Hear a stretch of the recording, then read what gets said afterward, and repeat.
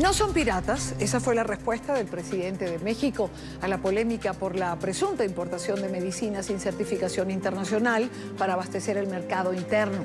El mandatario dijo que son falsas las versiones de prensa sobre la llegada de esos fármacos de dudosa calidad. En el caso de las medicinas que se están comprando en el extranjero, todas las medicinas traen la autorización de la Organización Mundial de la Salud. Entonces no pueden ser medicinas piratas.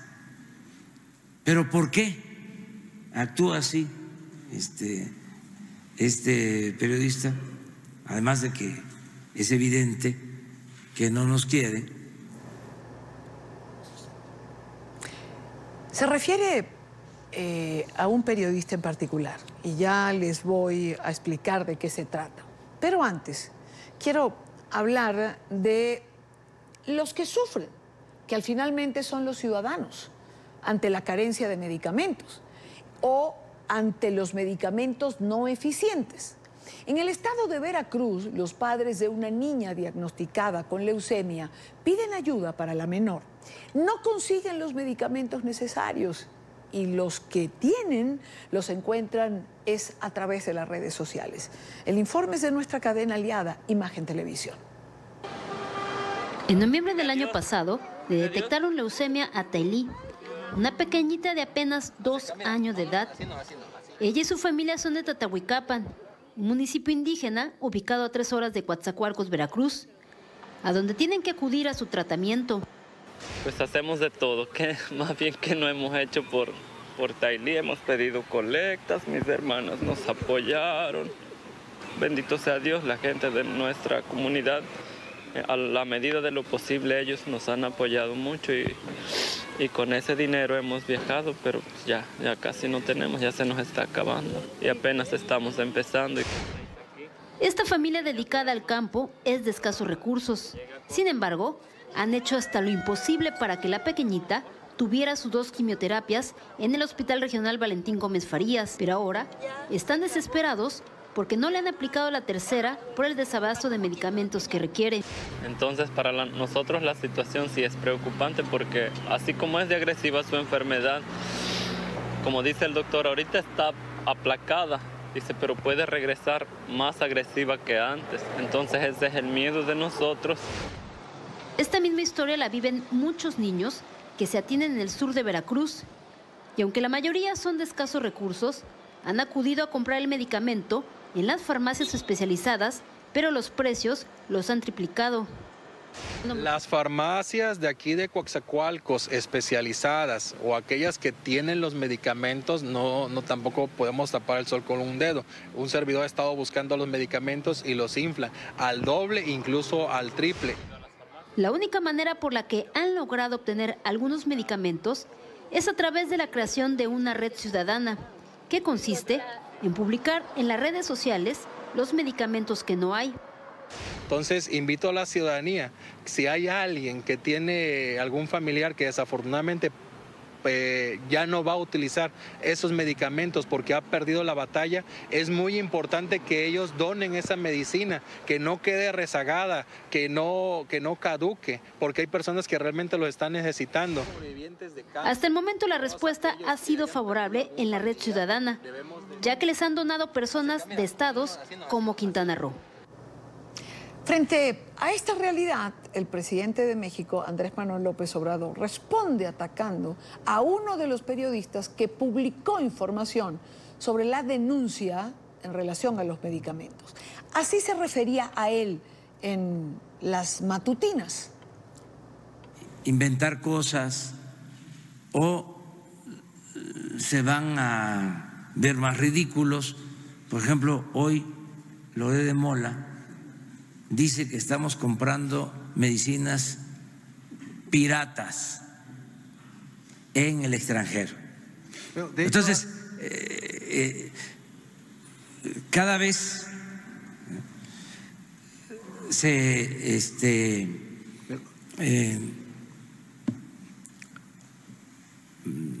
quitan la máscara, o sea, se enseñan más, se descubren más. Está con nosotros Carlos Loret de Mola, articulista, colaborador del diario El Universal de México, donde escribe la columna Historias de Reportero, y el periodista al que se estaba refiriendo el presidente Andrés Manuel López Obrador. Señor Loret, gracias por acompañarnos, gracias por estos minutos. Muchas gracias, Idania, por tu interés, y un saludo a todos los que siguen NTN 24. ¿Qué significa ser mencionado por el presidente? Es decir, ¿es una presión sobre el periodista, sobre el medio? No es tan sencillo que el presidente hable de uno refiriéndose al trabajo que hace. Bueno, yo la verdad es que ya me acostumbré desde hace muchísimo tiempo, desde que era candidato, constantemente sus ataques, luego como presidente electo también, ahora como presidente también. A mí me parece que sí es acoso, porque uno es responder con datos, es decir, oye, a ver, yo creo que este dato está mal, yo creo que este documento que presentas no es cierto, pero cada vez que sacamos una investigación, y hemos sacado varias, y por eso las menciona y me menciona en lo personal constantemente, responde con descalificaciones, responde con insultos, no prueba absolutamente nada. Yo estoy mostrando que hay un desabasto de medicinas y que las medicinas que está comprando el gobierno de China y de India no están avaladas por la Organización Mundial de la Salud. Ahí está el documento, y el presidente opta por atacarme en lo personal, por descalificarme en lo personal y no responder con ninguna evidencia a lo que se señala. Sí, sí es acoso, y me parece que el presidente López Obrador es una amenaza contra la libertad de expresión. Es decir, Carlos, tenemos o tienen en México ahora un presidente sensible a la crítica, como lo tuvo Ecuador con Correa, Venezuela con Chávez y Maduro, Bolivia con Evo, crítica que no son bien recibidas. Es decir, el periodismo pretende mostrar la realidad y sin embargo ellos sienten que es como el enemigo que les dispara. Sí, él nos considera sus adversarios, ¿no? Como si no viviéramos en el mismo país y no quisiéramos que esto le fuera bien. A mí, por supuesto que me interesa que al presidente López Obrador le vaya bien y le vaya muy bien al país y a su gobierno. Por eso hago la crítica que hago, porque yo vivo aquí tengo mis ahorros y no quiero que esos ahorros valgan la mitad dentro de 3 años a causa de políticas públicas equivocadas y un manejos económicos desaseados. Sin embargo, el presidente no lo toma así. El presidente considera que todo señalamiento y toda crítica es un ataque, aunque sea documentado. Hace poco sacamos, con respecto a un ministro aquí, un integrante del gabinete del presidente López Obrador, le descubrimos que tenía entre él y su familia 23 casas. ¿Y qué contestó el presidente en su conferencia matutina? Puras descalificaciones hacia mí, en lo personal. No habló ni de que un documento fuera falso, ni de que tendría que responder de dónde sacó el dinero este ministro, que toda su vida ha sido político, entonces pues no salen las cuentas. Nada. Se dedicó a la descalificación personal del periodista que hace la denuncia. Este no es un caso que tiene que ver conmigo, pasa con otros colegas, y hay que recordar que México es el país más peligroso del mundo para el ejercicio del periodismo, arriba de Siria, según los reportes del año 2019. En un contexto así me parece que el presidente tendría que poner el ejemplo, que conteste con datos, no con insultos.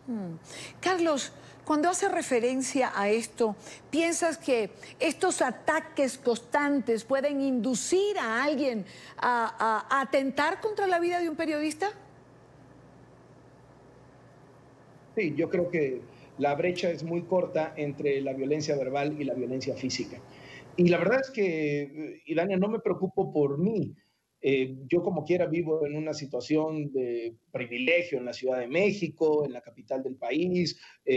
Soy un periodista, afortunadamente, que te conoce. Trabajé muchísimos años en la televisión. Entonces, pues, bastante gente me conoce, etcétera. Yo estoy pensando en los reporteros que están en las zonas más duras de México, en Sinaloa, en Michoacán, que están investigando y destapando los escándalos de cómo el jefe de la policía local está coludido con el narco, cómo el presidente municipal fue puesto por el crimen organizado, y que cuando ven los criminales, ven los políticos, que el presidente ningunea y maltrata a la prensa, insulta así, pues dicen, no, pues si esto le dice a Loret de Mola, yo a este reportero de aquí de Sinaloa, a este reportero de Michoacán o de Guerrero, me lo secuestro, lo mato. Entonces me parece que tiene que ser muchísimo más responsable. Las palabras pesan, y las palabras de un presidente pesan más. y el salto en un país con tanta impunidad como México, de la violencia verbal a la violencia física, es un salto muy corto que cualquier loco se puede atrever a dar. De acuerdo absolutamente contigo. Carlos, vayamos ahora al punto de la polémica con el presidente. ¿Qué pasa con las medicinas? Es decir, no recuerdo hace 2 años estar hablando de desabastos de medicinas en México. Hablábamos de otras cosas, pero no recuerdo, no tengo este problema en el radar. El presidente tuvo la muy aplaudible decisión de tratar de combatir la corrupción. Ha tropezado muchísimo con ello. Pero en este afán de combatir la corrupción, sospechó que había contratos corruptos entre el gobierno anterior y las empresas farmacéuticas.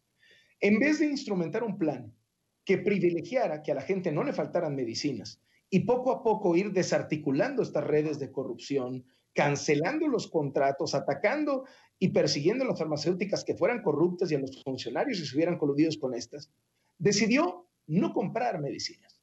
Retrasó por meses el arranque de los procesos de compra de medicinas. Estamos hablando de un país con 120 millones de personas. ¿Sabes cuándo salió la licitación? Es decir, la orden de compra de las medicinas para 2020 salió el 24 de diciembre de 2019. Es decir, es imposible que en una semana traigan los precursores químicos por barco desde Asia, ensamblen las medicinas en los laboratorios farmacéuticos mexicanos, se los entreguen al gobierno y esto lo distribuya por todo el territorio nacional. Obviamente eso no va a pasar en 7 días. Entonces se empieza a generar un desabasto de medicamentos. Ustedes han visto las historias, la gente llega a los hospitales, no hay medicinas y los mismos reportes oficiales empiezan a marcar eso. Pero el presidente maquilla las cifras y dice, no, hay 98% de abasto. Y es ahí donde yo le saco documentos oficiales de su propio gobierno, en donde muestran que el abasto es infinitamente inferior y que ese 98% es solo de un tipo de hospitales públicos, los que se llaman IMSS, INSABI. Pero todos los hospitales públicos, esos son más o menos el 10%. Cuando tomamos el 100% de los hospitales públicos, la crisis de desabasto es verdaderamente seria. Y se va a poner peor. Claro. ¿Por qué? Porque no van a llegar a tiempo las medicinas por este retraso en los procesos. ¿Por qué se retrasó el gobierno? Pues porque todo lo hace al aventón. Porque en lugar de hacer una cosa técnicamente preparada y profesional, tienen un buen diagnóstico de la realidad y lo que sigue es un arranque del presidente. Un capricho del presidente, que no se compren medicinas. Vamos a acabar con las farmacéuticas. Oiga, señor, le aseguro que a un papá de un niño con cáncer prefiere que haya corrupción a que su hijo se muera. Entonces, me parece que gobernar a veces es elegir entre el menor de los males. Tiene que acabar con la corrupción, pero no a costa de que se muera ningún mexicano por falta de medicinas. Claro, claro. No a costa de la vida de los mexicanos, como señalas. Y en este caso, pues es la vida de los niños, porque la situación es grave. Los testimonios que vemos, que recogemos, hablan de este desabasto de medicinas, sobre todo en relación a los niños con cáncer. Pero fíjate una cosa, comienzan a verse 2 realidades. Ya esto lo he visto en mi país, en Venezuela. Hay 2 realidades. La que describe el periodismo, que no es más que la que recogemos en el trabajo diario en las calles, y la que comienza a describir, en tu caso, el presidente, Andrés Manuel López Obrador, que es un país de fantasía que nadie sabe dónde queda. Pues sí, ¿qué te digo, Daniel? La verdad es que duele muchísimo como mexicanos ver la ruta que está siguiendo el presidente, que es la ruta de la negación de la realidad, de establecer sus propios datos, y pasa en todos los frentes. El otro día sale el dato de crecimiento económico para México, que fue 0%. Le preguntan al presidente en su conferencia matutina y responde, no, yo tengo otros datos, vamos muy bien, tenemos un gran desarrollo, no importa el crecimiento, lo que importa es el desarrollo. ¿Cómo es posible? Y estas son cosas que él, cuando estaba en la oposición, le reclamaba a los gobiernos, le reclamaba el crecimiento económico a los gobiernos, le reclamaba a los gobiernos anteriores, y con justa razón, que le hicieron el trabajo sucio a Estados Unidos. Nadie está haciéndole un trabajo más sucio a Donald Trump que el que está haciendo López Obrador en la frontera de México con Guatemala, y ha hecho de la policía mexicana el muro que Trump tanto anheló y además lo estamos pagando los mexicanos, tal como Trump había prometido, y claro, pues Trump lo está presumiendo en campaña.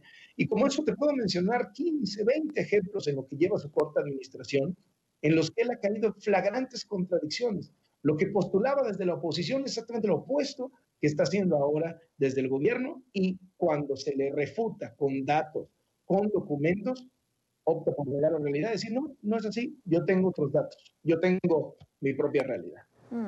Ahora, Carlos, el respaldo a López Obrador sigue siendo un respaldo importante, aunque cuando se empiezan a tocar estos temas sociales, cuando la gente comienza a sentir que se falla, quizás comience a verse una brecha. Yo creo que sí. A ver, yo entiendo perfectamente bien a la gente que votó por Andrés Manuel López Obrador, el 53% de los mexicanos, en un país donde la presidencia solías ganarla con 35, 36%, aquí no tenemos segunda vuelta, con 35, 36 te volvías presidente, arrastra a López Obrador. Pero no solamente eso, tiene una popularidad que ronda 60, 65%, actualmente una altísima popularidad. Y yo lo entiendo perfectamente bien, porque la gente sabe que México estaba en una situación muy complicada, que veníamos de muchos años de violencia, de corrupción, de un crecimiento económico insuficiente para todos, y quieren darle más oportunidad al presidente. El presidente primero pidió un día, luego pidió 6 meses, luego un año, y ahorita ya dijo que hasta el segundo año ya se van a sentir los resultados. Yo entiendo perfectamente bien que la gente diga, hombre, caramba, no se pueden resolver los problemas de México de la noche a la mañana.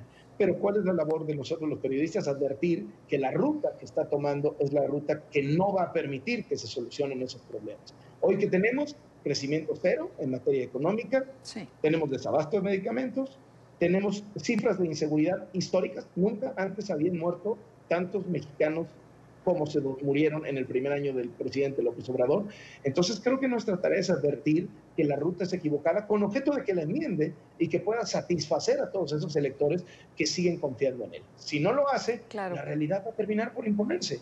Ya durante este primer año perdió más o menos 10, 12 puntos de popularidad, arrancó en 80, ¿no? Porque nos entendamos, ¿no? Y si sigue por esta ruta va a seguirlo perdiendo, ¿no? Bueno, esa es nuestra labor, no siempre bien interpretada desde el poder. Carlos Loret de Mola, articulista y colaborador del diario El Universal. Muchísimas gracias, Carlos. Gracias de verdad por estar con nosotros.